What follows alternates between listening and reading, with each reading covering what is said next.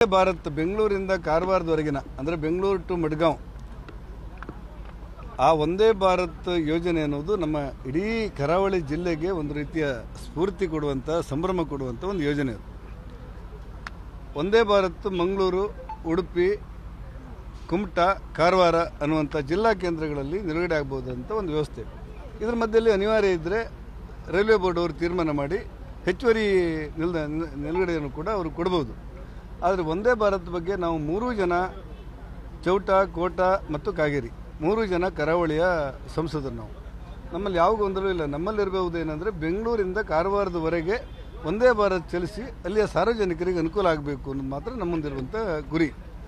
ಆ ಕಾರಣಕ್ಕೆ ಒಂದೇ ಭಾರತನ್ನು ನಾವು ವಿನಂತಿ ಮಾಡಿದಾಗ ಅಶ್ವಿನಿ ವೈಷ್ಣವರವರು, ಸೋಮಣ್ಣವರು ಭಾಳ ಪ್ರೀತಿಯಿಂದ ಅದನ್ನು ಘೋಷಣೆ ಮಾಡಿದ್ದಾರೆ. ನಾವು ಬೆಂಗಳೂರಿಂದ ಕಾರವಾರದವರೆಗೆ ಒಂದೇ ಭಾರತವನ್ನು ಓಡಿಸ್ತೇವೆ, ಇದರಿಂದ ಜನರಿಗೆ, ಪ್ರಯಾಣಿಕರಿಗೆ ತುಂಬ ಅನುಕೂಲ ಆಗುತ್ತೆ ಅಂತೇಳಿ ಅವರ ಘೋಷಣೆಯನ್ನು ಮಾಡಿರ್ತಾರೆ.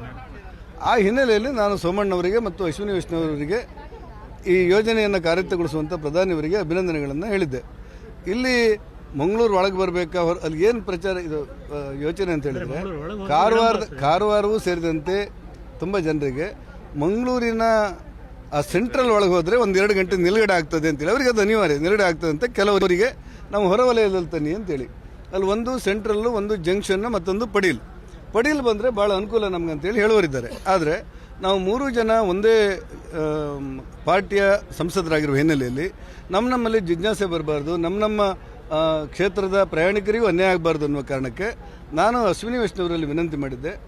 ಎಲ್ರಿಗೂ ಅನುಕೂಲ ಆಗುವಂಥ, ಕಡಿಮೆ ತೊಂದರೆ ಆಗ್ಬೋದಂತ ಯಾವುದಾದ್ರೂ ಒಂದು ನಿಲುಗಡೆಯನ್ನು ನೀವೇ ಯೋಚನೆ ಮಾಡಿ ನಾವೊಂದು ಕಡೆ ಮಾತಾಡೋದು, ಮತ್ತೊಬ್ಬರೊಂದು ಕಡೆ ಮಾತಾಡೋದು, ಪ್ರಯಾಣಿಕರ ಕೇರಳದ ಲಾಬಿಗಳು ಯಾವುದೇ ಇದ್ರೂ ಕೂಡ ನಾವು 3 ಜನ ಒಟ್ಟಾಗಿ ನಿರ್ಧಾರ ಮಾಡಿದಾಗ ಯಾವ ಗೊಂದಲಕ್ಕೂ ಅವಕಾಶಗಳಿಲ್ಲ. ಆದರೆ ನಮ್ಮಲ್ಲಿ ಗೊಂದಲ ಆಗಬಾರ್ದು. ರೈಲ್ವೆ ಪ್ರಯಾಣಿಕರ ಸಂಘಗಳು ಅವರವರ ಚರ್ಚೆಗಳೇನೋ ಇರ್ಬೋದು, ಆದರೆ ನಮ್ಮಲ್ಲಿ ಯಾವ ಚರ್ಚೆಯೂ ಇಲ್ಲ.